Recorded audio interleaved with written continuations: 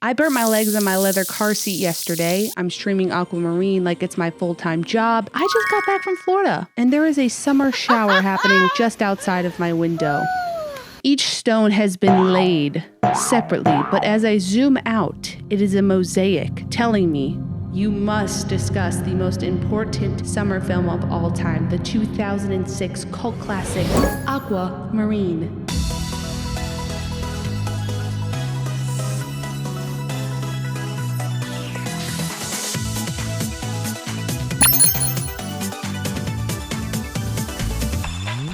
Something toxic that I do to myself is when I rewatch a film that is near and dear to my heart, I decide to read reviews written at the time of the release. Now, why would I do that? There's no good that can come from it. Ever. And I get a little pissed off because they don't see the vision, obviously. Did they think that an 11-year-old at the time would grow up to be making videos, talking about their reviews? Probably not. I'm going to read a piece of one of the reviews that I read to you. Girls under 12 will probably lap it up, but director Elizabeth Allen, making her big screen debut, fails to give the story a cinematic breadth. For supervising grown-ups, its giddy leanings will induce seasickness. BBC Film Review, 20th of June, 2006. Interesting. I'm not going to lie, when I was under 12, I did lap this movie up. And honestly, I'm being vulnerable here, I haven't watched Aquamarine in like 15 years. 10. I am of adult supervising age now, so I may not like it. And we're going to have to get into that. We're going to have to reflect on that. But what's so funny about this review is it was roasting how many ocean puns were in this movie and then proceeded to include literally 7 puns in the review. Now, I don't know if that was like meta of them to do or they thought it was ironic. So we're going to find out, was BBC right about Aquamarine? Is it just another teen beach movie? Or is it something more?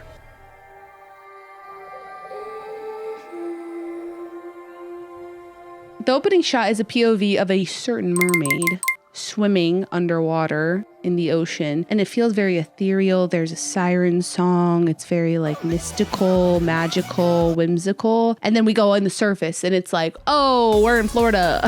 Hey, we're in Florida. Everyone's in swimsuits. We got the music playing. People are like playing catch or some other stuff. See that stark contrast below the ocean. Ethereal, magical, beautiful, whimsical, mystical. Above the surface, kind of teen beach movie vibes, actually. We are set in Florida. I actually love the fact that this is in Florida. I love movies in Florida. Florida movies deserve more respect.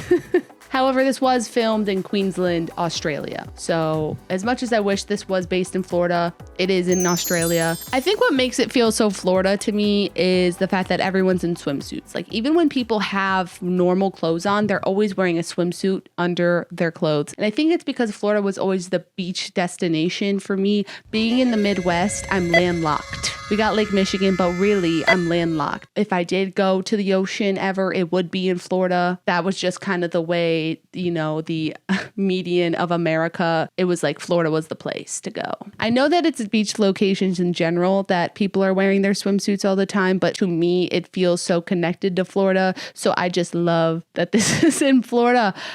I keep talking about Florida. What if I stopped? What if I stopped right now talking about Florida? On the beach, we meet 2 of our 3 main characters, Haley and Claire. Claire is played by the iconic scream queen, Emma Roberts, and Haley is played by pop sensation JoJo.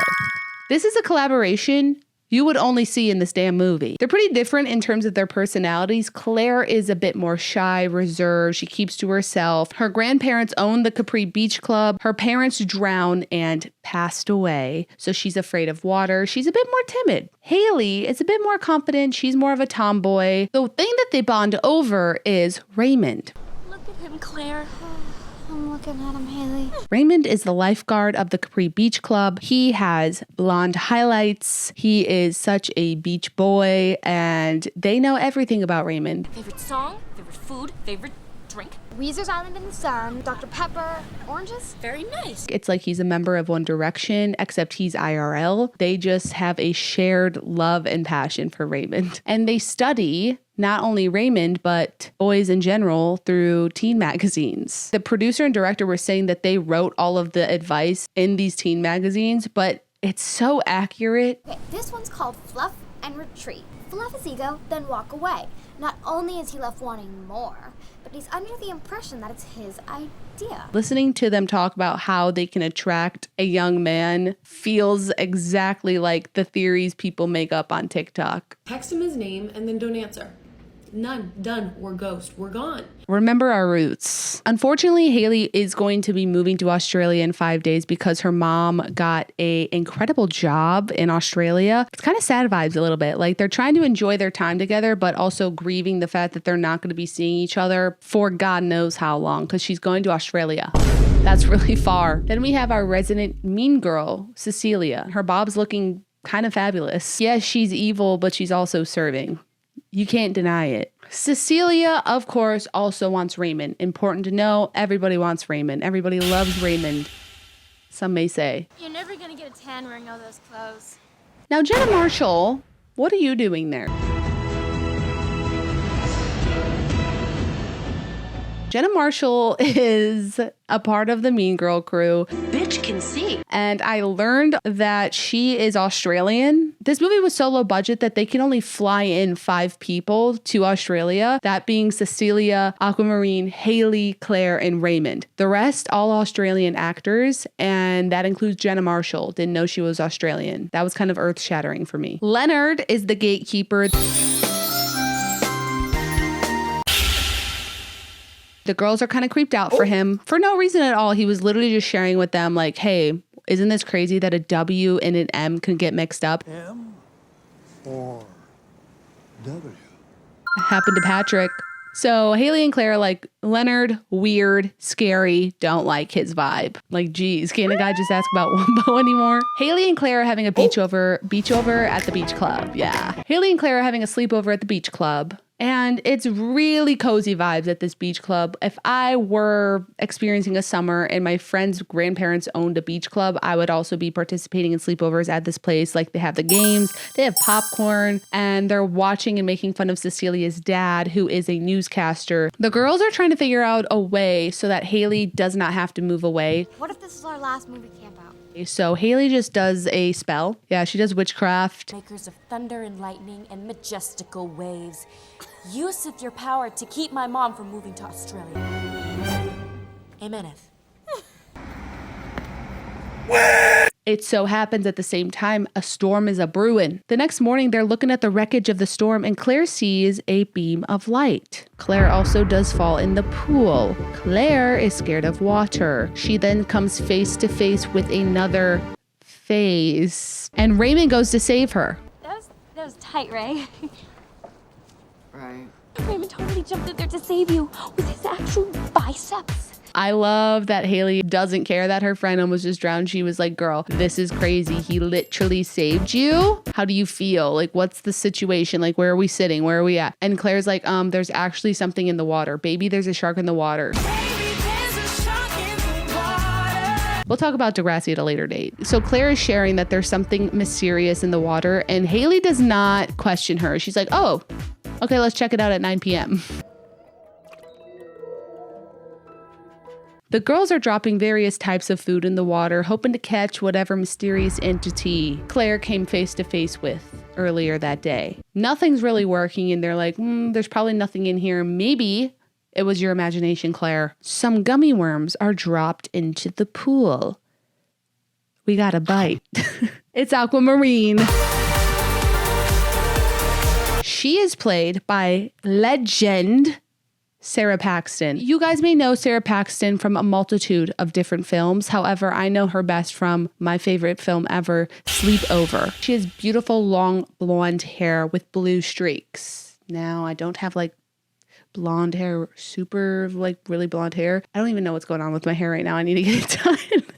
Guys, I actually need to get my hair done, but like pretend that my hair is like blonde right now. Aquamarine is actually based on a novella. In the book, she actually had fully blue hair. I think there's a piece of blue hair attached to my fingers. She had fully blue hair, and the director was like, we did try the blue hair. It was a little tough. It like washed her out a little bit. And also I do think there was a bit of a, how do I say, idea of young women with blue hair in movies. Maybe you've heard of it. Manic Pixie Dream Girl was kind of the vibe. The blue hair maybe wasn't going to work fully for the concept. I actually really like the blonde hair with blue streaks. I can't even imagine her having blue hair. Would we see Aquamarine differently than we do now if she had a full head of blue hair? And there's so many whimsical, gorgeous, fun, magical little things thrown in, like her tail matches her mood along with her nails. She's also a thrifty queen. Aquamarine loves upcycling. She loves thrifting. Haley does give her a blue shirt. She turns this blue shirt into like 80 different dresses. Maybe like 4, but still very impressive. They go shopping later in the movie, and Aquamarine is obsessed with the thrift store. Haley and Claire are like, girl, this is an old lady store. Let's get out of here. Aquamarine's like, no. This store is kind of like All used stuff. Come on, you guys. It's so different from anything else we saw at the mall.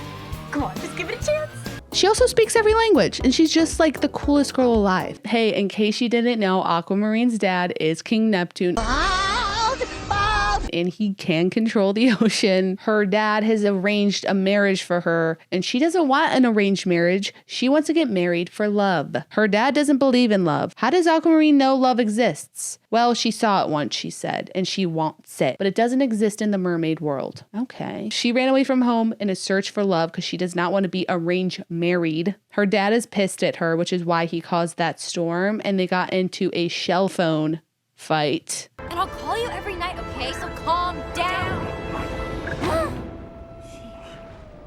They reach an agreement where if in 3 days Aquamarine doesn't find true love, she has to come home and get arranged married. Conveniently, this timeline also lines up with the fact that Haley is going to be moving in 3 days now. So there's a lot of time pressure happening in 3 days. Ooh, we have a lot to do. Did you know that if you help a mermaid, they can grant you any wish you desire? What? Wait, what? What wish? Claire and Haley are like, oh, Aquamarine will help you. How else are we going to get Haley to stay and not move away? Perfect. This is actually perfect. Important plot piece. So if you've been using me for background noise while you're cleaning your house or eating, important plot piece. Mermaids can only have legs in the daytime and they cannot touch water. Okay? Very, very important. So if she's out too late or if her legs touch water, she's going half sushi. I messed that up, but I'm not going to repeat it. Jennifer's Body reference, anyone? So the girls are like, okay, queen, who do you want to fall in love with? Like, let's pick. Of course, she sees Raymond. I like the way you move. Actually, she sees Raymond's crazy stunt double. That's not Raymond. The girls are like, oh, can you like choose anyone else? Literally everyone wants Raymond. This is kind of a challenge, including us. We also want Raymond. Aquamarine's like, no, I want him. Great. This is going to be a challenge. Is it though? Because Aquamarine's kind of a baddie. Hi. Hi. Do you love me? No, but I think you're hot. Really hot. That's what we need to start doing, guys. We are beating around the bush too much when it comes to dating. We got situationships. People are talking to people for 3 years. Go up to somebody. Are you in love with me or not? Aquamarine's like, what the hell? What the hell? He's not in love with me. At first, you might think, wow, what a superficial response by Raymond. But actually, what is the man supposed to say when a stranger goes up to him and asks that question? Maybe this kind of works out because, as we know, Haley and Claire are Raymond stans, so they know everything about the man. Experts on Raymond. Oh, yeah, we know him really well. We're like Rayologists. This is a conflict of interest for Haley and Claire because, of course, they love Raymond. So them helping Raymond fall in love with Aquamarine, it's a little tough, but friendship prevails, and they're like, you know what? We can put Raymond to the side if it means that Haley will get to stay and not move away. So they actually stopped caring about Raymond almost immediately. Kind of, they're like, oh, we get to save our friendship? Fuck Raymond. My name's Aquamarine. Now, let's go find Raymond. So now we have a few tasks. Task number 1, Aquamarine has to call Raymond and then hang up.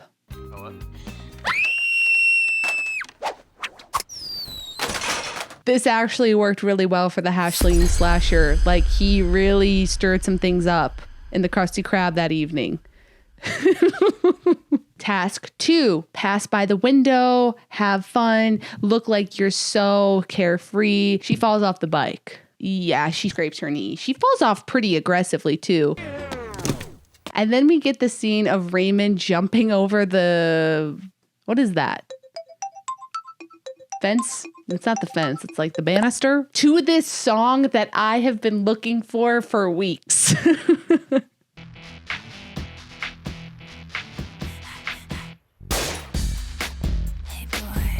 This task actually worked pretty well. Nothing too serious. It's beautiful. Girl, what the hell? This is where we kind of get to know Raymond's personality a little bit more. And this was not particularly the case in the novella. Actually, in the novella, Raymond was just sort of like a beach boy. I think this is where Raymond starts to become one of my favorite love interests. This has been very prominent today. In the movie, he has a lot more depth. You can tell he's kind of goofy. He's kind of silly. We'll see this more, but just planting the seed for later. Everything's going really well until Cecilia pulls up to Raymond's house in her pink ass convertible. I can't deny it. Like, we all can't deny it. She's iconic. She's a diva, and I love Cecilia. She has princess on her license plate.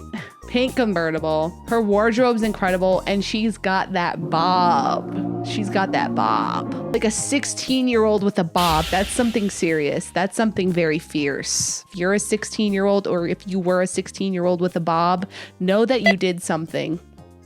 Overall, I want to talk about the outfits in the scene. As much as I wish I probably would have dressed like Cecilia at the time, I certainly dressed like Haley. This was an outfit I probably did have in my wardrobe, but also I loved that JoJo was wearing this because JoJo is so iconic to me, and I love JoJo, that it made me feel like, hey, it's okay that I dress like this. Task 3 is going to be studying. The girls are now going to be studying the teen magazines. So they learn about this technique called fluff and retreat, where you give a compliment and then you literally run away.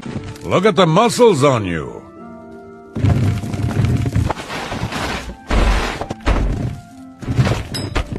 So there's a festival, and Ray is, of course, going to be there, and they've been prepping Aquamarine with all of this knowledge from the teen magazines. So they instruct her to do the fluff and retreat. Wow, Raymond, you're good. Bye. What?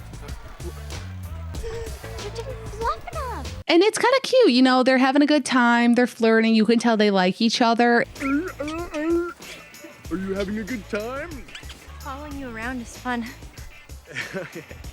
Up to this point, they kind of had a vibe of like Glinda and Fiyero, where it's like they're two hot people hanging out with each other. And it's just like, yeah, that makes sense that they would be together because of the way they look. You're perfect. You're perfect. So we're perfect together. But when they go on this cute little date on these little pedal boats, they actually have a genuine conversation. And they're talking about their dads who are really controlling and how they yearn for freedom. You know, you're not like most girls around here.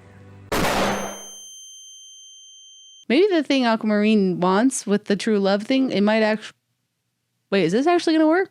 Because he might be falling in love with her. And then Aquamarine realizes the sun is setting and she's got to get out of there before she goes have sushi, before she pops a tail. Oh, she's gonna pop a tail. As she's trying to scurry out of there, Raymond starts the conversation about the last splash, but Aquamarine doesn't really answer him and she just kind of runs away. He didn't really ask her, but it's assumed that he did. So the girl's got to go shopping for the last splash because Aquamarine seemingly has a date to it, and she gets her vintage dress that I talked about earlier. I love vintage. In case you forgot, it is 2006. The malls were popping. There's even an emo boy in the mall. Like, life is simple. Life is good. Now she just needs earrings.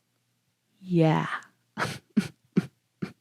Now, if you haven't seen Aquamarine and you're using me as your girl media historian, this is a very culturally significant piece of the movie right here. I need you to swim out there and find me a couple of starfish about this big. The starfish earrings, bitch.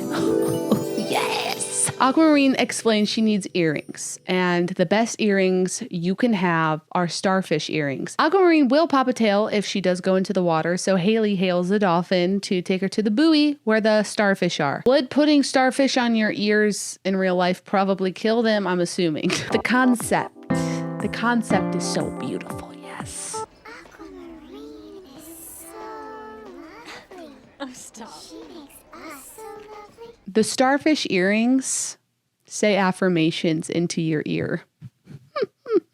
The pipeline of watching Aquamarine to listening to affirmations through your AirPods. The starfish were actually added by Elizabeth, the director, because she wanted more whimsical elements in the movie. It's a part of the story that I came up with when I came on board the project, because I felt like we needed a little bit more fantasy fulfillment in the story. Fantasy elements that any young girl who found a mermaid would want to experience, those great little details. The talking starfish earrings was something that would be exciting and different that we'd never seen before, but that also tied into the themes of the story, because those starfish, they may be huge suck-ups, but they're never lying. They're always telling you, great things about yourself. Remember the crab belly button ring? Oh yeah, there were a couple of things I came up with that didn't end up in the film, like she had a little live crab belly button ring that would hold on to her belly button with its incisors, but that was a little too expensive. Maybe for the next one. Yeah, Aquamarine too. Now, while Haley is going to get the starfish earrings, we kind of hear more about the story of how Aquamarine discovered what true love was. I saw this couple out sailing on their little blue boat, and the way they looked at each other, it was a look I'd never seen anywhere else in the seven seas. And she said that the boat was called the Claire de Lune. Interesting. Claire's name is Claire, and her parents had a boat. That's my parents. Claire, they really loved each other. I don't think they would have wanted you to be afraid of life. I think they would have wanted you to be friends with it. Emma Roberts' acting is actually insane. She had me crying during the scene. I'm going with Raymond to the last splash. Ray's going to the last splash with Cecilia? She asked him last night at the street fair.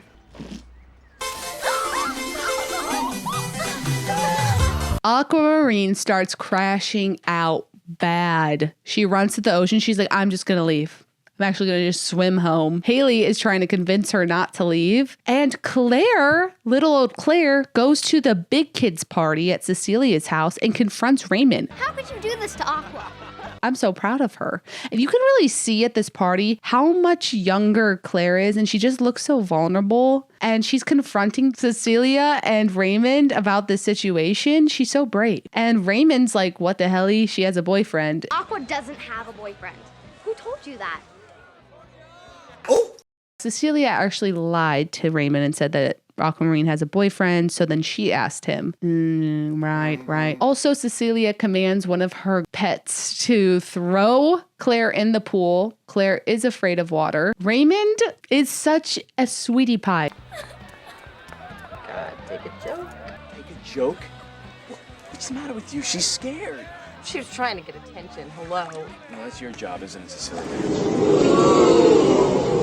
He stands up to Cecilia and everyone. He's not afraid to look lame for standing up for a little girl in front of his peers, and then comforts her. And he's just a good person. Shout out to Raymond, a good person, good love interest. Raymond's like, I immediately want to make things right. I need to find Aquamarine right now. Claire's like, okay, let's go. They go to the house. At the same time, Haley is able to convince Aquamarine to not leave yet. Let me tell you something. My dad said he loved me. He said he loved my mother, and then he left us. But I guess that's just the way it is. And love doesn't always work. I know that there's a reason why everybody wants it so much. And what's that? It's the closest thing we have to magic. And Aquamarine's like, okay, I guess I'll stay. So then she's eating Ben & Jerry's fish food in the tub. Who needs Raymond? I found two new men to love. Their names are Ben and Jerry. Raymond walks in on them. Her tail's popped. Oh, gosh! Hey! Sorry. I'm sorry. That's a good friend right there. Everything's cleared up. Aquamarine and Raymond are like, oh, sorry about that. Yeah, well, let's go to the last splash together.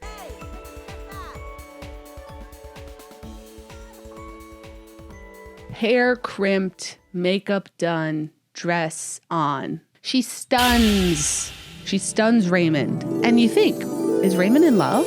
Potentially. Aquamarine and Raymond have a cute little date, and the girls have really transformed because the only advice they have left for Aquamarine now is be yourself.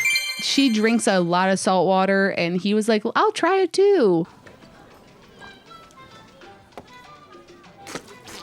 And they danced to Island in the Sun, dude. The feeling of this, it's hard to describe. You just gotta watch it, you know what I mean? You just gotta experience the film to understand the feeling of this. It just feels so summertime. Everything's good. And Sarah Paxton's dancing is so funny. and he teaches her to dance, and her nails are pink. Okay, love is in the air. Love is in the air, right? Cecilia is pissed. And guess who stands up to her? The girls. Don't make a bigger fool of yourself than you already have. And they're like, just get out of here. Stand up. He doesn't want you. Get out of here.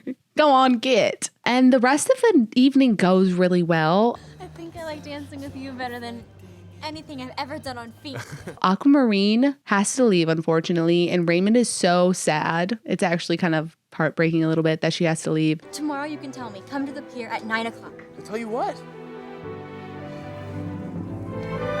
Aquamarine is a baddie. Like, she knows what she wants and she's going to get after what she wants. She's like, why wait for him to kiss me when I'm going to kiss him? Baddie behavior. They all run to the water tower. I haven't mentioned the water tower because it hasn't come up for me in my mind yet. But the water tower is very important because that's basically Aquamarine's home when she's on land so that she can sleep because, you know, she's going to pop a tail and it needs to be kind of private when that happens. So the water tower works great. Unfortunately, Cecilia did stalk them to the water tower. She later goes with her minions to the water tower to find out what's going on. She then fat shames her minion.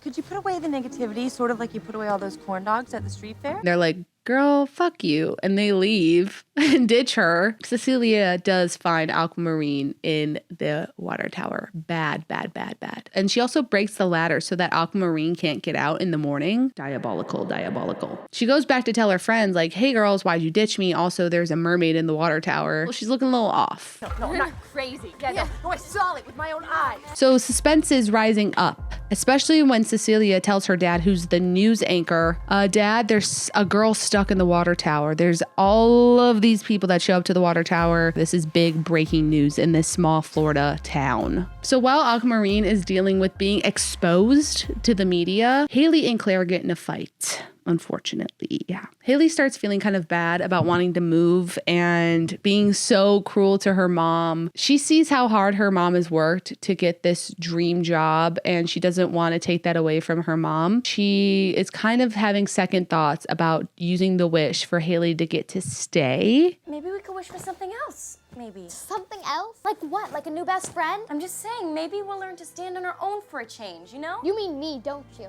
I mean, I'm not your mom.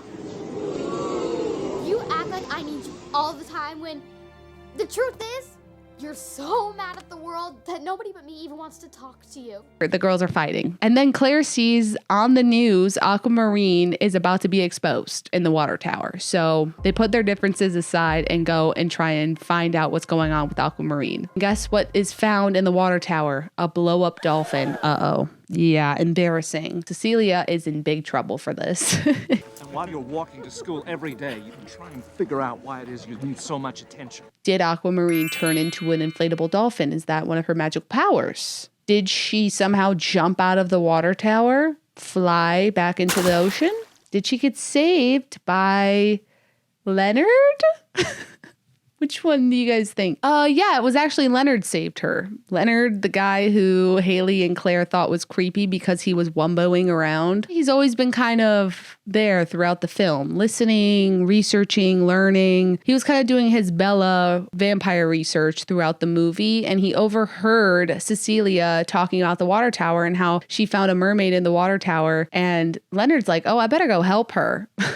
What an angel. Love Leonard. So now Aquamarine can meet up with Raymond on the pier. And this is kind of the big moment because this is where we have to find out, is Raymond in love with Aquamarine? So she's like, how do I say this normally? Are you in love with me?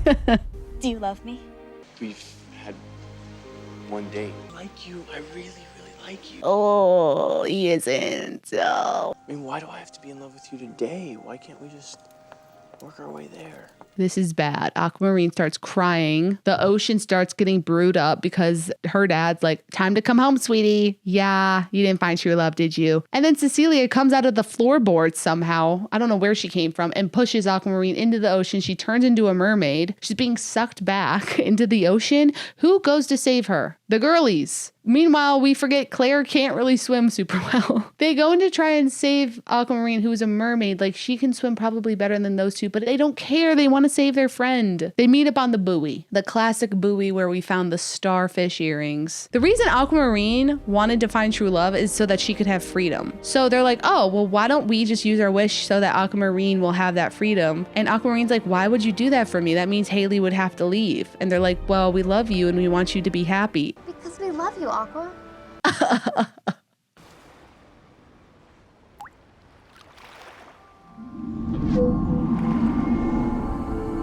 Aquamarine did find true love.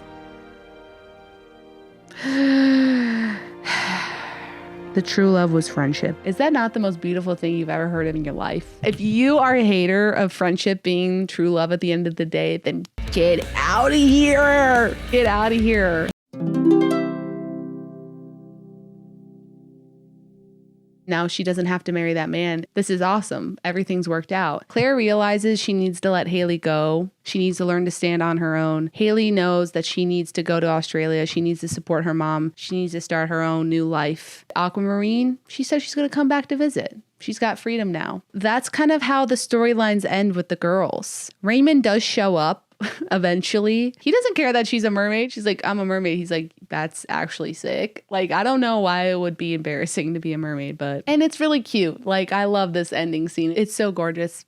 It's gorgeous. Haley and Claire go their separate ways. Raymond and Aquamarine are going to meet up in Fiji. All is well. And that's the end of Aquamarine. In case it wasn't obvious, I still think this movie is one of the greatest movies ever created. The reason why I think this movie is such a cult classic for so many people is because it literally just feels like a warm hug. I think the biggest reason for that is because it's so authentic. Like, yes, it's a fantasy movie, but there's so many elements to it that feel so real. The director really put in so much effort for that feeling, partly because there was moments in the director's commentary where the director would do things to get a reaction out of the girls, like a genuine reaction. Grandpa! Or that she would have them do improv and kind of say things in their own way. Let me tell you something. So it just felt more real. I think it was also a blessing in disguise that JoJo and Emma Roberts, they were really young, so they could only film a certain amount of time in a day. It was super low budget, so they had to do a lot of scenes where